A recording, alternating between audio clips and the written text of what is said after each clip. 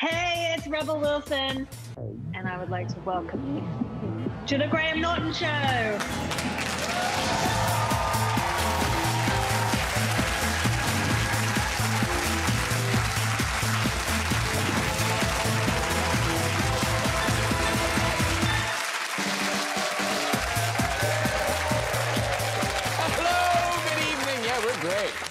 You are also welcome to the show. And hello to our virtual audience watching from home. Hello! Oh, there you all are. And in case any of you are wondering, I am allowed to be here in the studio. Yeah, it's 7 miles from home and I cycled. Yeah, Boris out there spotted cycling 7 miles from Downing Street. And you think, why would he cycle so far away from home? Oh, that's right, he's got a new baby. Here is Boris out riding a bike.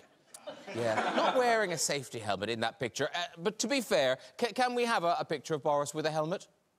There he is. Hey, the helmet, see? The helmet. Yeah. So, who have we got on the show tonight? With me here in the studio, Scottish comedian, gone global, Daniel Sloss is here, everybody! Thank you. BAFTA-winning actor and director Noel Clarke is here. And she's the reigning queen of British television, it's Keely Hawes! Shortly we'll be joined by the director of The Sixth Sense, Split and Unbreakable, M. Night Shyamalan will be here. Fresh from their Mexican adventure together, SAS hardman Ant Middleton and Hollywood star Rebel Wilson will be joining us. Plus, right here in the studio, we will have music from the fabulous Jake Bugg, everyone. Yeah! Audience of 4. Over there. It must be the hardest gig of their lives, just the 4 of us going, very good, very good. Listen, lovely to have you all. A couple of first-timers. You've been here before, Keely, obviously. I can't stop. Yeah, I know, you're dizzy being around the block so many times. But we always look for connections between the guests. And, I don't know if you know this, but Keely and Noel, both Doctor Who survivors. Oh. But not at the same time, right? No, I think I was there before. Who was your Doctor Who? Chris Eccleston and then David Tennant. Oh, OK, no, Peter Capaldi. Oh, Johnny Come Lately. Yeah. Last week, that practically. Because you were Billie Piper's boyfriend, but then you survived her demise. Yeah, the wonderful Mickey Smith. Mickey Smith? Oh, God, you remember your name. Well done. Yeah, just about. That's very good. And you have a daily reminder that you were in Doctor Who in your house, have you not? Yes, I do. I have a Cyberman helmet. Now, I think you've posted a picture of the Cyberman helmet. There it is. So is that hanging on a wall or something? No, I literally was on my hands and knees with my bum in the air, like the Truman Show, trying to get that picture. Was that to put it on eBay? I want a nice no-shadow shot. 100%. You know, lockdown is tough on everyone. Lockdown's tough on everyone, so I'm just prepping my eBay picture. Is it wearable? It is wearable. It's the proper helmet. They did an extra one for my birthday, or so they say, of the original run, and that was it. So it is actually wearable. Have you ever answered, like, the door with it, or, like, worn it during sex? I've only ever wore it for the missus, but we won't talk about it. Who's cyber now? Yeah. Delete! Because you were proper big baddie. I was a big brief baddie, yes. Did you nick anything? I think I nicked a little nameplate, Dr. Carabraxis, that I just had on my desk. I don't know where it is anymore. I know, the bin, I imagine. Yeah. Now, Daniel, now you haven't been in something like Doctor Who, but you do have kind of nerd merch in your house. Yeah. Now, was it your grandfather started you young? Yeah, when I was 13, my grandparents had this thing, like, once you're 13, you're an adult, so we'll buy you an adult present. And, like, my cousins asked for, like, charm bracelets, and I was heavy into Lord of the Rings, so they bought me one of the swords. But, like, look, here's a picture of the sword. It's a real sword. Whoa. Yeah. And that's metal, right? Yeah, oh, yeah. It's not sharpened on the sides, but you could definitely stab someone with it. And they gave it to a 13-year-old, like, just with glee on their face, being like, it's what he wanted. Like, he's like, we're from the Highlands, this'll suit him perfectly. You weren't in Washington, D.C. last week, by No comment. But that's not the only thing you have in your house. No. Tell us what else you have. I have a life-size replica of a Velociraptor. I believe you've got a picture of you with the Velociraptor. Now, that has a whiff of charity auction to me. Drink taken and a charity auction. He is a rescue. There was a theme park in France that was going to bin it.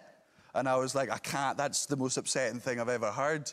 So we had him brought over, and he now, he's in our garden now. Thankfully, he's been tagged and spayed. Yeah. No, he is quite tame, because he's handy around the house. Trained. Here he is, doing a bit of light cleaning. Yeah. And then there's something about this picture. I love that you got him to do this. This is clever. Look at that. He's got to, we saved him from France. He has to earn his right to live. Of course he does. Very good. Now, we begin tonight with the new drama thriller from Keeley Hawes, Finding Alice. It kicks off this Sunday on ITV at 9 o'clock. And this is sort of the perfect Sunday night drama. It's got to cut all those things you want. Hope. Well, let's hope. So, look, tell us about it. You're Alice, the rest. Yes, I play Alice, of Finding Alice. And basically, we start our story the first night in this dream house, a dream smart house, which has been built by Alice's husband, Harry, for her and their daughter, Charlotte. And on the first night in this house, Harry tragically falls down the stairs and dies. Did you do it? Pardon me? Did you do it? Saved hours, hasn't it? And it's basically the unravelling, you know, that happens after something like that, a sudden death occurs. And so, yeah. Well, we've got a clip. This is the morning after said fall on stairs, and you're talking with your parents and parents-in-law. It's very dark in here. Curtains.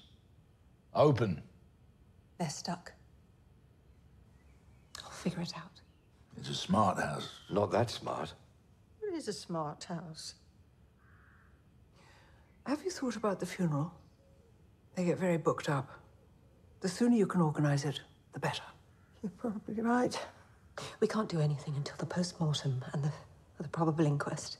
What? Why? Because they think I killed him. No, they don't.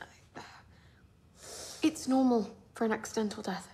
So he just fell down the stairs? Oh, don't you start. He must have lost his bearings. No banisters, which is ridiculous. Why didn't you have banisters? Harry didn't really like them. Very good.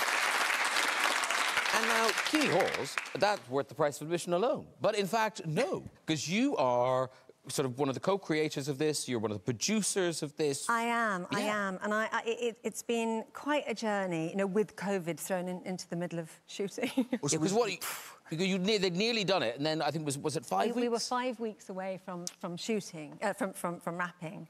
So is it just like lots of long shots because the camera couldn't do it's like this. anymore? It's so basically just... like this. Every drama from now on is like this. Yeah, so we had 5 weeks left to shoot, which were on location, happily, because it is easier to shoot outside and, you know, in bigger areas, obviously, with more room.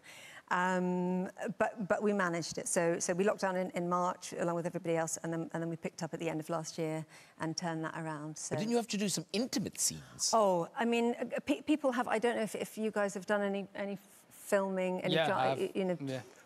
We didn't. Lockdown. You know, a lot of the soaps I think have used perspex screens, which I think must be very odd. We didn't do that. One thing we did do was I did have a scene. We were outside happily, and I had a kind of scene where I had to get a little bit. It's a bit spoilery, but I had to get a little bit intimate with another character and get closer than you're really able to.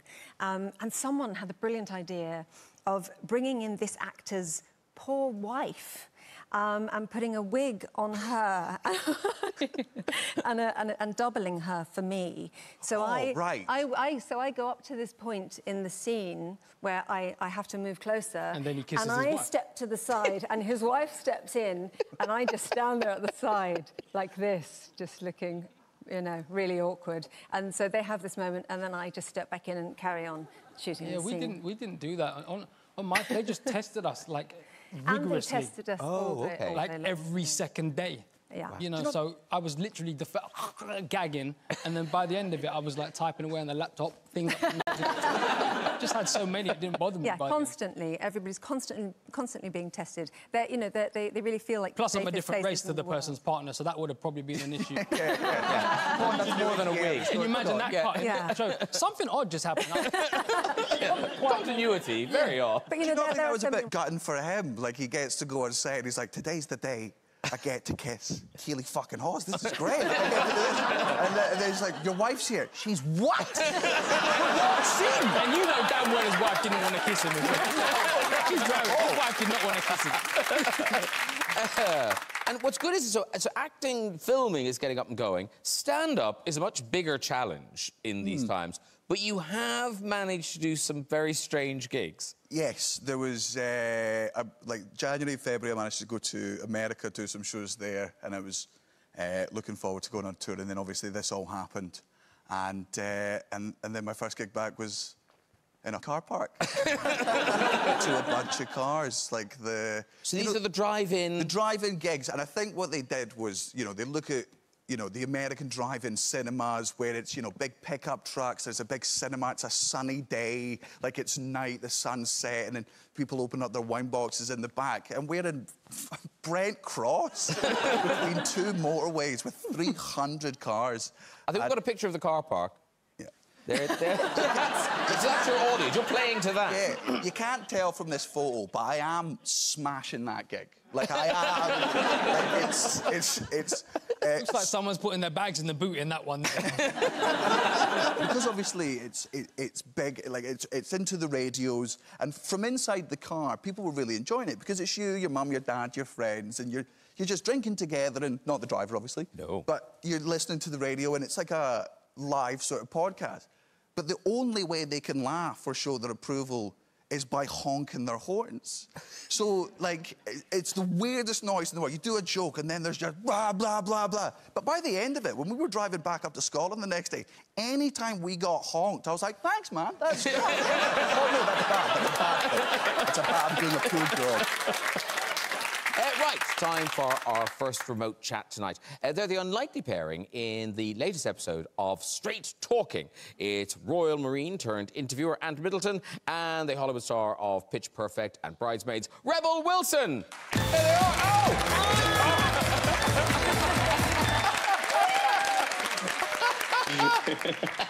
You're so lazy, Ant. You're so lazy. I know. Do you know what? I feel like I haven't put the effort in now. I feel really bad. Thanks, Rebel. Exercising. And you've also got to be hydrating. I love 2021 so far. So reassuring. This is to you, Rebel. Oh, very good. Cheers, guys. Cheers. Cheers. So, Rebel, we've seen all the pictures in the papers, but it's clearly true. You look fabulous. I mean, yeah, thanks. I'm just having a really healthy lifestyle. It's just, every time I turn on the news, I'm just like, yeah, I thought life is great. What you want, okay? I feel like Ant's hand is going to come into the side and rip it out of your hand. I feel like he's just doing Kegels off camera. Oh, the other way, the other way, the other way. There you go. Yeah. So you are here together because Ant Middleton, Rebel Wilson, Straight Talking, and it's sort of a long-form interview in the wilds of Mexico. Is that the best way to describe it? Yeah, what it's designed to do is designed to take them out of their comfort zone, to take them out of their bubble, you know, especially someone like Rebel, the pap's on them 24/7. You know, she can't go anywhere without being hassled. So this is the prime time to really take her out into the wild. I've got her for 3 days. Now, 3 days is a long time to interview someone. So I've got enough time to really dig deep and find out who she really is. Because Rebel, you know, being interviewed is one thing, but Ant is trained in interrogation techniques and things. Were you, going into it, seriously, were you nervous that he would kind of worm things out of you that you never intended to say? Well, Graham, I never knew about that before. They only told me that when I got into the Mexican wilderness, and I'm like, what? He's trained in interrogation techniques? Should I have practiced waterboarding or like? I was down for the adventure, really. And then I found out about the interrogating and, you know, all the dangerous stuff later. Before it was too late by then, Rebel, wasn't it? It was too late. You were like, listen, it's done. 3 days just went, and you gave up all your secrets. Because Noel Clarke here, you've been doing SAS training, haven't you? I did a tiny little bit of SAS training because I got a movie coming out called SAS Red Notice. Yeah. I recognise the face. I recognise the face. Hi, mate. It's an Andy McNab film. He said you young guys were quite soft and weren't as tough as his lot. Listen, they're past it, mate. They're past it. Don't listen to them. Don't shoot the messenger. Don't take out the messenger. I'm just saying. I'm glad this is a Zoom. I think if Anne was here, you wouldn't be saying that. No, because Andy told me that I could probably take Anne out as well. Wait. It's what Andy told me. I'm not. I'm just saying. Anne's backstage. The challenge is on now. No, he's frozen now. He's terrified. Because Keely, you played loads of kind of detectives and soldiers. Have you learnt skills? Well, yeah, I suppose I have done lots of running around in high heels. I can do that. I can run really, really fast in a pair of high heels. That's a skill. That's a skill for sure. Yeah. I tried it. I fell right. Why did you try it? I can do it. That's another story. Listen, we've got a clip. Ant Middleton and Rebel Wilson straight talking. It's available now on Sky On Demand and Now TV. Here's a clip. And that was you. I feel like that was you. You got me. Gee, don't do that, Em. I can't see any sharks. I know. Should we get back to the boat? Yeah, let's do it. Come on. Okay. After 45 minutes, it's 1-0 to the Sharks. But I'm not giving up. I really want Rebel to have this experience. So all we can do now is wait and wait and wait. How long did you have to wait? Well, we waited for 3 hours, but it was quite funny because myself and Rebel fell asleep on the back of the boat, and it was quite surreal. They didn't manage to catch this bit, but I can remember waking up, and you know when you fall asleep, you sort of get in a comfy position, and we both got into this position. And I looked over, and sort of Rebel was spooning me, and I think I woke her up with my snoring, and I just looked around to make sure there was no cameras, and I sort of shot up and right, the shark's here, you know, acting all cool and all hard. But 2 minutes ago, we were spooning together, fast asleep, and I thought to myself, thank God the cameras didn't capture that. Yeah, but I will say, Graham, the only reason I got in that water was disgusting because Ant was chumming it up, putting all these dead fishes and guts and everything in the water to try to attract the sharks. But then I got desperate to go to the toilet because it had been hours. And that was the only reason why I got in that water. OK, that may be why the sharks didn't show up. There you go, mate. There you go. Because Daniel Sloss, are you an outdoorsy person? Would you do this? No, I'd go swimming with sharks. I like the fact that Ant considered 1-0 Sharks when they didn't turn up. Like 1-0 to the Sharks. 1-0 to the Sharks is when you've got no legs left. But Rebel, you clearly went for it. You posted this picture of a very serious injury. It does look slightly like your nipple has slipped out, but that's a... Okay, no. Not guilty. Basically, with Ant, we did all this crazy, dangerous stuff. But basically, that injury in that photo happened the day after we'd finished filming. When I left her. I was very safe with Ant. But then what happened is I had to go to the beach to take some hot photos for Instagram. It's not every day you're in Mexico. So I went, and then a freak wave came up and knocked my friend's handbag into the ocean that had her passport and her wallet. So I went running in like Baywatch style to save the handbag, and I got hit against the rocks. So that injury that you can see is I got all scraped down my left-hand side and all bruised ribs. So basically, Ant protected me, and like we were totally fine, even though we did the most dangerous things. But taking the hot Instagram photos on the beach was my downfall.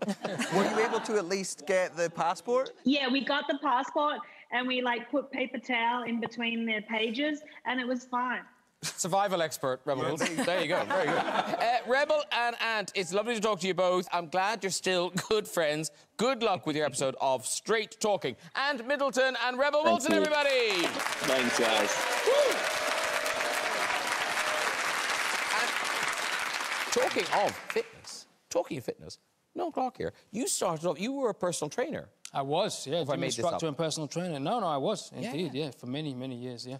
And you were kind of spotted in that gym. I was. That's how I kind of got into act. I mean, I always wanted to do acting, but I was in that gym, just scrubbing the sweat off machines like a diligent worker. Because in between training people, you have to keep the gym clean, and that's sort of where I was found, as it were. Yeah. And then this is I think this is amazing. So you get some jobs, you do some stuff for Channel 4, you're doing other jobs, but then like lots of actors, you're struggling a bit. Lots of people do that, but then you wrote a screenplay, Kidulthood. Yes. But you got it made. I mean, where did the inspiration for that script come from, and where did the kind of gumption and drive come from to get it actually made? Well, the gumption and drive kind of just came from working in the gym. I've always had that sort of personality of just like, you know, just wanting to work hard and wanting to achieve stuff. And, you know, I used to... When I was working in the gym and people would come in the morning, I would make sure that the machines were the cleanest. I'd make sure... When I used to teach spin cycling. For those who don't know, you know, forget Peloton. It was Clarkaton. I used to teach... I was on them bikes. Like, come on! I used to teach the spin cycling. And to this day, I get messages saying my classes were the best, so shout out. So that's where the gumption came from. But I lived in Latham and Ladbroke Grove, near Grenfell Tower, which is Kensington and Chelsea, which is Notting Hill. And so...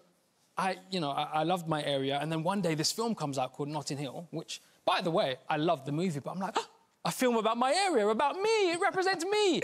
So I go and watch it. Oh, this is going to be good. The girl's next to me, I'm like, you're going to see my area here. It's just a little bit different to my experience, ever so slightly. Yeah. And there was a moment where the camera panned, I'm like, they're going to show my estate, they're going to show my estate. And they just stopped. And it was like, well, I live there. That's not my experience. So I said, well, I'll write my experience and see how that plays out. And it became Kidulthood. Do you think Hugh Grant did the same thing when Kidulthood came out? He was like, wait till you see my area. Yeah. Wait till you see my wonderfully posh house. They said that our film did one thing that film didn't, was put a cap on the house prices in Notting Hill. I was proud about that, because people suddenly were like, I don't know if we want to move there anymore. That is an achievement. Yeah. But so you... That's when I bought, by the way. That was clever. Straight in. Almost like insider dealing. Hey, yo, bruv. Bye. Hey, one of Noel Clarke's most successful creations is back. This is yourself and Ashley Walters. You're returning in Bulletproof. Yes. It's out on Sky One this Wednesday at 9, also available on Now TV.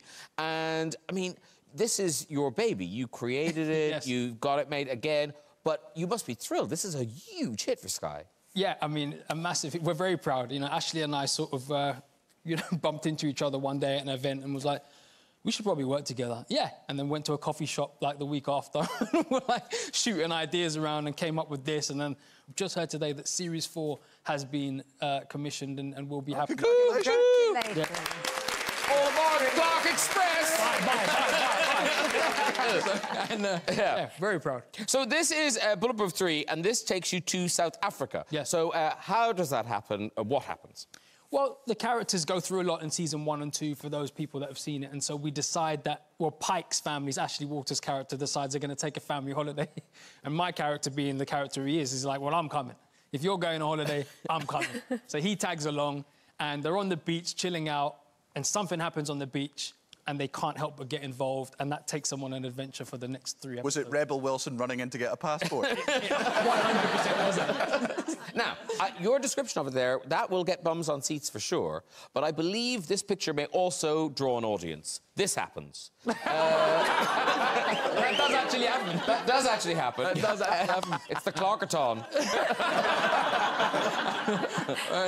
But yeah, so that actually does happen. Not that particular moment. That was for the gram, obviously. It's a very unusual free kick wall, that. Just Messi standing there. Well, you know. But is that why you had to get into shape? Because for Bulletproof, you do get into shape. Yes, we do get into shape, and we did get into shape. That isn't the reason we got into shape. It's a good thing we did, though. What happened, it was in season 2. We were shooting season 2. And Ashley and I were there chatting away one day, and we did a take, and we were just laughing, and I was laughing, and I looked at the footage after, and I had, like, 4 hot dogs at the back of my neck. And I was like, what are those? What are those? And Ashley was like, yeah, didn't I tell you? And I'm like, mate, you need to stop talking Shrek, you know, because he's like this. And then we both looked at each other and were like, we're out of shape. And we went on this health kick. And so during season 2, for those that have watched it, I start season 2 at 13.5 stone and I end it at just under 11. So the like costume... a backwards lockdown. Yeah, the costume lady, it was a nightmare for her because by the end, I looked like I was my son wearing my clothes, you know, because they were just hanging off. But I literally lost all that weight during season, and Ashley did, and we got 6 packs, and now it's lockdown, so it's back to a keg. But I'll get it back. Hey, let's watch a clip. This is yourself and Ashley as Bishop and Pike, and you are tracking down a suspect. Welcome to our church. Thank you. Yeah, actually, we were looking for this guy. Wondered if you recognise him. Please. This is really important. Or maybe we can give you something in return. Bish. Yeah, here. No. I want your shoes.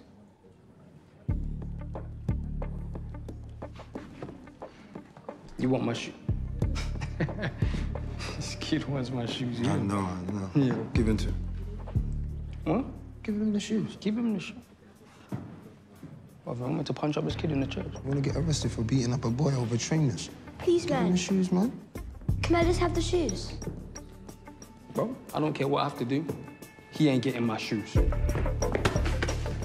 Born!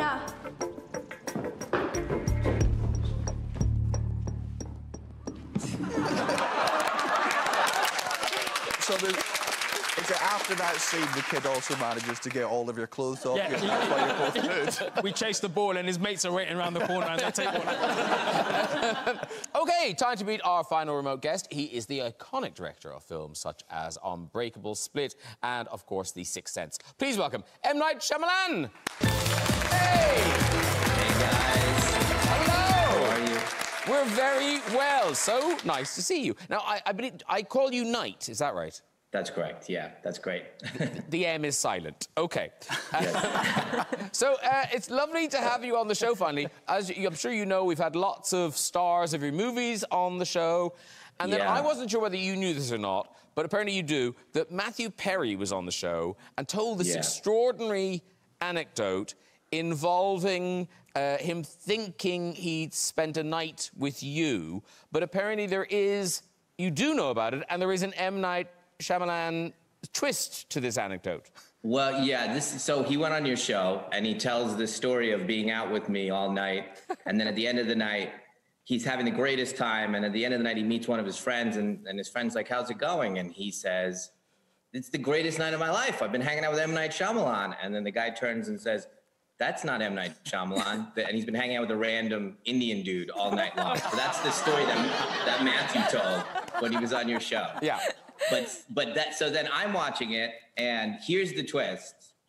We did actually hang out. That's actually what's so astonishing. Okay, so I've pieced it together, and I have a amateur sleuth answer for what happened. So we were hanging out. We were hanging out, and we were having fun, and then Matthew's like, let's go to another place, and I'm like, you know what? I'm a little tired. I'm gonna leave here, and you can go to the other place. Meanwhile, there's this kind of fan that's been hanging about, and he's also Indian, and he's been a big fan. He's come over a couple times, wants to hang out with us, and we're like, hey, it's okay, brother.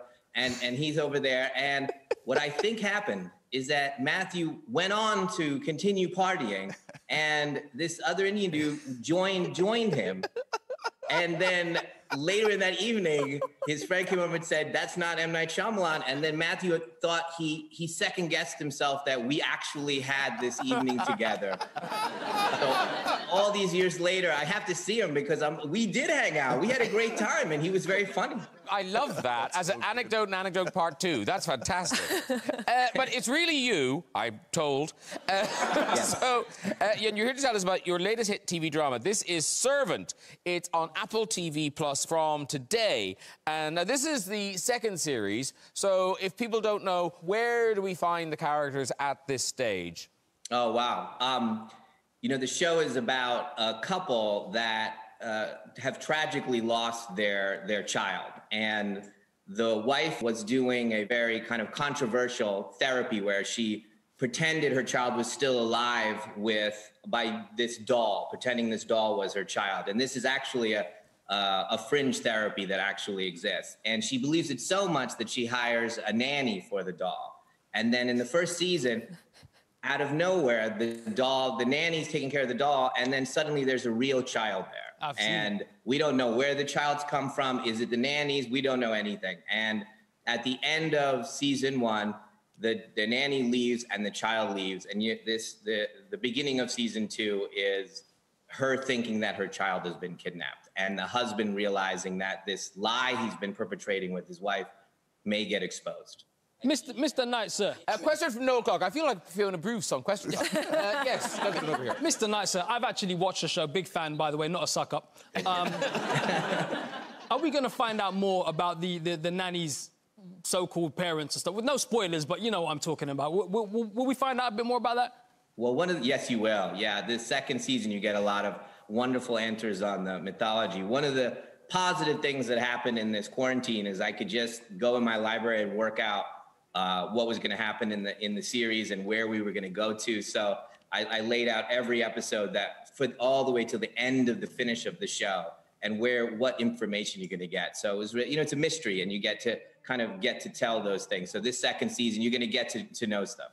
Does a handsome 40s English black man turn up at the end of season 2, beginning of season 3? You know what? I'm getting an idea. I'm getting some ideas right now. I was thinking that. I could sense. I had a sixth sense, as it were. Very good. Very good. He just lost it. I ruined it. Damn it. Knight, you've brought us a clip of season 2 of Servant. What are we going to see? This is from the opening of the second season. So essentially the very, very beginning of this moment when the wife realizes that the child is gone and the nanny's gone. And then she does something which you'll watch. And then the husband's reaction to realizing that everyone might find out that he's been duping his wife. Here it is. 9780 Spruce Street. It's an emergency. It's life or death. He's gone. So is Leanne. Can you hear me? They've taken Jericho. Who did you call? The police! Who do you think? Don't just stand there, do something!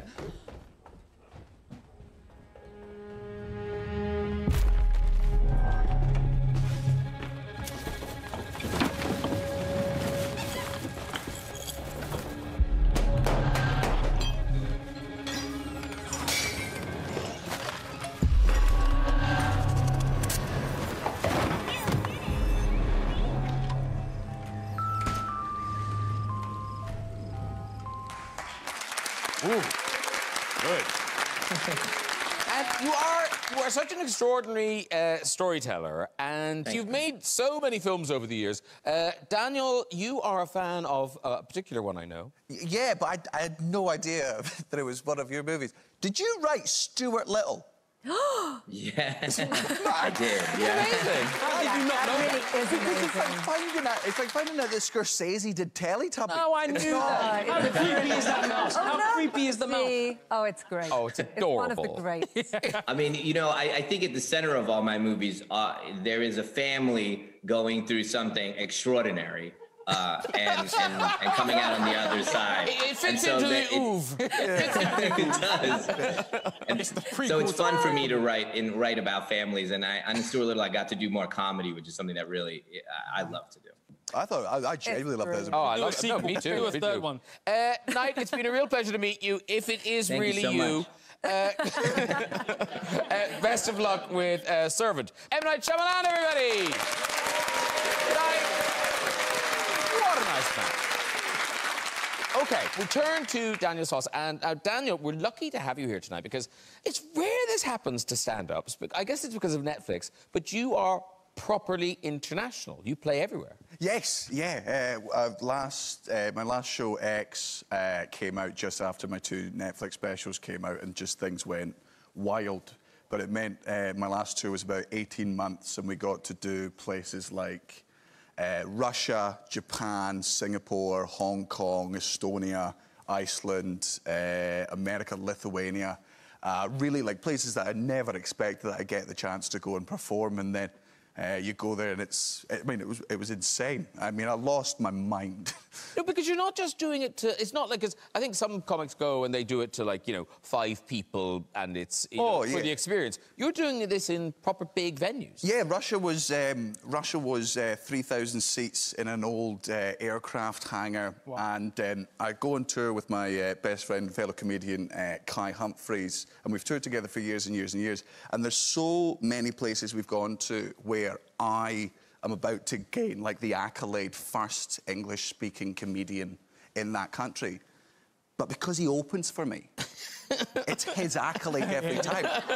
We get to Lithuania, and they're like, you're going to be the first English-speaking comedian in Lithuania. And I'm like, brilliant. And Kai's like, no, you're not. So he's just posting off of everything. But I am single-handedly responsible for global warming. Like, I do have to apologise at this point. At what point did the audience become cars?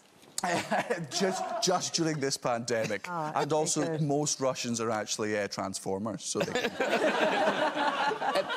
we must talk about one of your specials, Jigsaw, has led to this kind of extraordinary thing. I mean, and apparently you could see it on stage. When you're on stage, you could see it having an effect on your audience. Yes, so the show is essentially, it's a love letter to single people, right? I think there's nothing wrong with being single. I think we live in a society where we convince people that if they're not in a relationship that they're not enough, and I don't think that's true.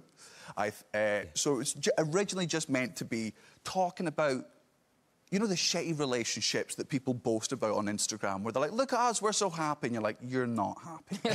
I got so bored of that. And my dad had told me this analogy when I was younger, and I started doing it on stage.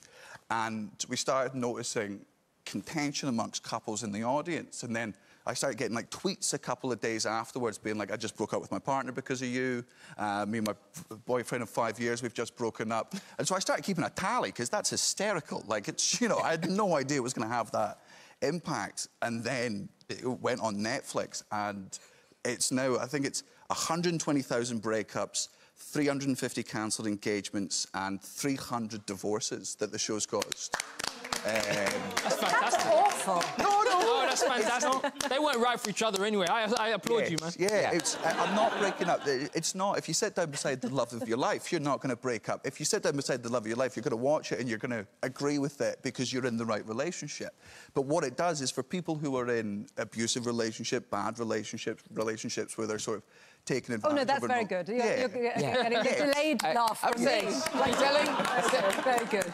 Not many people will go to your next show on a date, I would have thought. No. If you and your partner are having a rough time during lockdown, I thoroughly recommend it. I really, really do. It's I won't be watching it. Thanks, though. And, Daniel, I would have been talking to you tonight about your new book, Everyone You Hate Is Going to Die. But it's a positive book. How's that not a positive message? It's a great title. It's a crowd pleaser. But it's been delayed, and it's not just a COVID-y delay, is it? It was originally a COVID-y delay because obviously it's being released in America first, and we want to combine it with a book tour out there, but we also want to not die while doing that, either by a pandemic or, you know, general Americans. And then I also decided to add in a chapter about mental health because I lost my mind last year. Because of the amount of work or because of Corona? Because of COVID. So I'd gone from, like, 18 months of, like, constantly touring, of, like, every day getting my confidence and my self-worth from a room full of strangers. And then it was just suddenly me. And my girlfriend loves me, but not as much as 3,000 Russians. So, like every day, I was like, babe, you need to up this because, like, I'm really missing this type of attention. So I then had to do a lot of self-reflection. So I was like, oh, I'm going to add that in as well. Good luck to you. Daniel Sloss, everybody. Hey.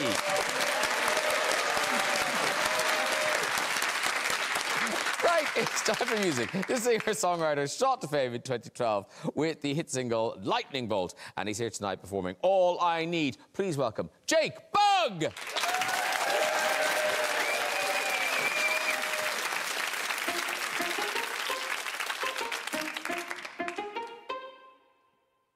Call me cynical, but original.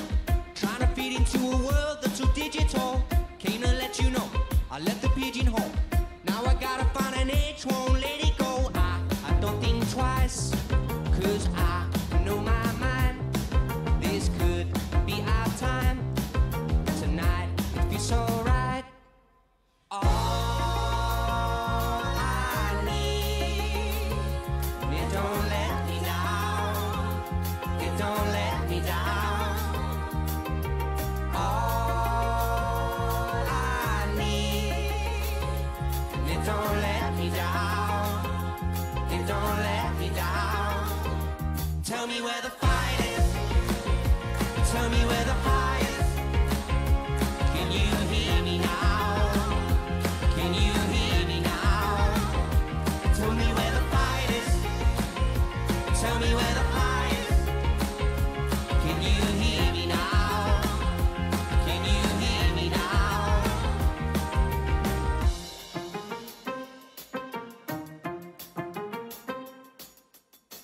I know who you are, and I'm never wrong. I believe you're nothing if you think that you are someone. Just try and realize that you don't have to lie. Everybody's trying to live just one day at a time. I don't think twice, 'cause I know my mind.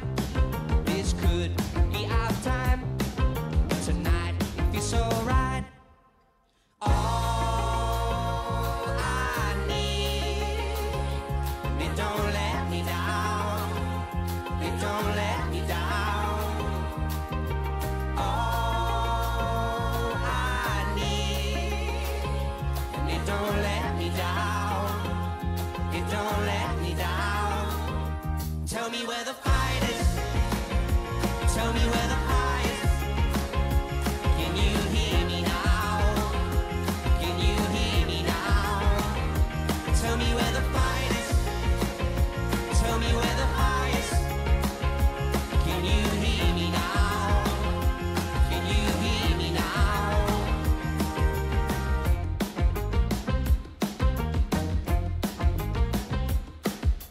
I don't think twice, 'cause I know my mind. All I need, it don't let me down. It don't let me down. All I need, and it don't let me down. It don't let me down. Tell me where the fight is. Tell me where the pie is. Can you hear me now? Can you hear me now? Tell me where the fight is. Tell me where the pie is. Can you hear me now? Can you hear me now?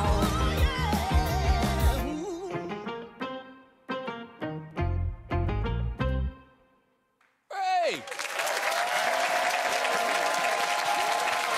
Jake Bogg and his band and his backing vocalist. Come on over, take two.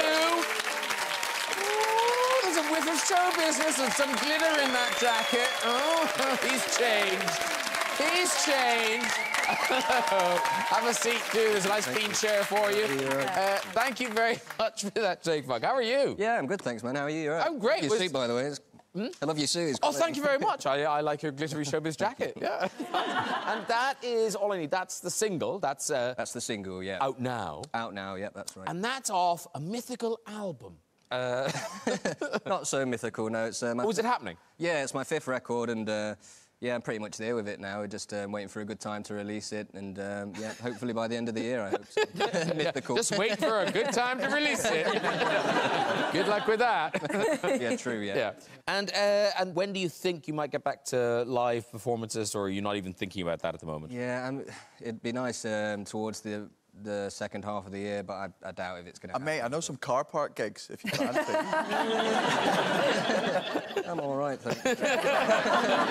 Yes. The emotional vortex of need is not so deep here. Depends what car park.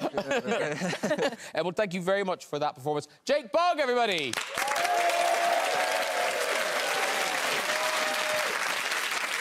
Right, that is nearly it. Before we go, just time for a visit to the Big Red Chair. Now, once again, audience watching from home. So, do we have a volunteer to sit in the chair for them? I'll do it. No, I'll stop. No, fine, I'll... No, are you going, Go Daniel? on. I'll be a gent. Go on, Daniel. There you go. I'll not... Yeah, it'll still be there. I promise you won't nick it. No, don't nick it. There he goes. That's beautiful. So while Daniel is getting settled, let's meet the first person who's up for the virtual red chair. Hello. Hello, good evening, Graham. Good evening, everybody. What's your name, sir?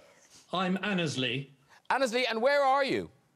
I'm in Pinner in Middlesex. Marvellous. Hey. A sinner from Pinner. And what do you do in Pinner? I'm a political communications consultant. Well, now, who knew? I know, tempting. No, let's wait. Let's wait. Let's see if Daniel Sloss is ready in the chair. There he is. Look at him. Oh, he's keen. He's keen. OK, so you are going to tell a story that will prevent Daniel Sloss from being tipped in the chair. Off you go, sir. So during the first lockdown, I was tearing my hair out trying to find a cleaner because nobody was available. Yeah. I mean, was the expression tone deaf invented for this? Sorry, Daniel, but I'm sure you'll agree. 100%. I was almost certain it was just me throwing myself back there in disgust. OK, let's try another one. Let's try another one. Oh, we're just looking into it. We're just... oh, for my wine. Whoa, no, very good. Oh, nice. Whoa. Good game, good game. Oh, we're good to go. Hello. What's your name? My name is Judith Scott. Lovely. Are you very far away, Judith Scott? I'm in Brisbane, Australia today. Well, today? Do you know what? I think I'll just let you tell... Every day. Yeah, I'll just let you tell your story, because the chatty thing seems quite difficult. Let's just let you tell your story. OK, well, I was on holiday as a newlywed with my husband in Canada, and we were staying with our in-laws. After a day out, we went to an ice cream shop to get some ice creams. Yeah. I went to the loo. When I came out, I saw that my husband was bent over looking at some ice cream pizzas. He had shorts on, and I had got into the habit of whenever he's got shorts on, I would run my hand up his inside short leg and grab and tug whatever I could find. So I crept over and ran my fingers up his legs and pulled some pubic hair out. An almighty roar came out of the owner as I realised it was my father-in-law's leg, not my husband's. He turned round, holding his groin. Good story. With a big mouth and absolutely shocked. I think you can walk. You can walk. That was a good story. Yes. Yeah. Thank you. Very good. Well done. That is all we've got time for. Would you like to have a go in that venture yourself and tell your story? You can just contact us at our website at this very address. Please say a huge thank you to all of my guests tonight. Jake Bugg, everybody. M. Night Shyamalan. Daniel Sloss. Ant Middleton and Rebel Wilson. Noel Corr. And Keely Hawes. Join me next week with Celeste, James Norton, Camille Cotin, Ian Wright, Neil Patrick Harris, and Kerry Mulligan. I'll see you then. Good night, everybody. Bye-bye.